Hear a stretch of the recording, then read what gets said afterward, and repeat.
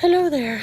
So, September 11th, 2001, 18 years ago, I was in my Spanish class, and all of a sudden, Alexa, turn the volume down to 3, please. Sorry. All of a sudden, the TVs come on, and we see the Twin Towers just on fire, smoke. We see the airplanes. And then we hear about the Pentagon and everything else. A couple of months before, well, I don't need to know that. I have never seen a high school, I was in 10th grade, so quiet. Never. Until that day. When we were in the lunch period, we could sit in the hallway or we could sit in the cafeteria.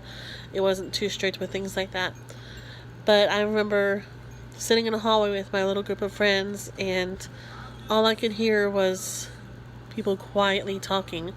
You're talking about, 600 teenagers at that time in a hallway and lunchroom, just very quietly talking, and they're in shock, because you don't think something like that would happen to your country, to, your home. And we followed it on the news, not only at school but also at home, and it's all the deaths and everything. And I will never forget how terrible that was, how sad, how the next day it was like America was stronger than ever despite all that, because of all that. And I never want September 11th to happen again. But the togetherness of September 12th was so amazing, so strong. I'm crying. This is ridiculous. One thing that always gets to me is the Budweiser, Clydesdale, whatever, horses. And it's a commercial that only aired once from what I've heard, but it's all over YouTube and internet, where they kneel, over there by where the towers were, with New York and everything. But it was so beautiful to see that commercial, and it always makes me kind of cry. But that's where I was September 11th of 2001, was in my Spanish class in Allen, Texas. But anyways, just thought I'd let you guys know. I know a lot of people were saying, where were you? Just like that song goes by Alan Jackson. That's where I was. I was with my younger cousin today, and she said I was only a few months old. I said, you make me feel old. But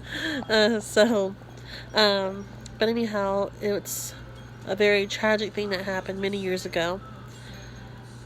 And every year, it's just like we're reminded of all those people that are lost, that went to work just like any other day, Monday through Friday jobs or whatever, and they didn't come home because there's so much hatred that other people have. Those people were planning to go to their kids' games, or dance shows, or choir concerts, or band concerts, or competitions, or maybe they were going to go out to eat with their friends, or their wife, or their husband.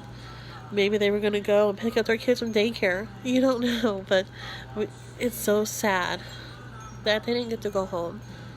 They didn't get to go home to their families. Their families had to learn how to survive without them. Whether it be their son that they lost, or their husband, or their wife, or their daughter, or their aunt. It's very tragic. So, I hope you guys have a good day. Try to remember that it's a very tragic thing, but it taught us more about love than any other thing besides having our own children and the love that we have from our parents. That taught us how to reach out and pray for others and love others, and to feel so much sympathy that we don't really think about it on a daily basis. Bye.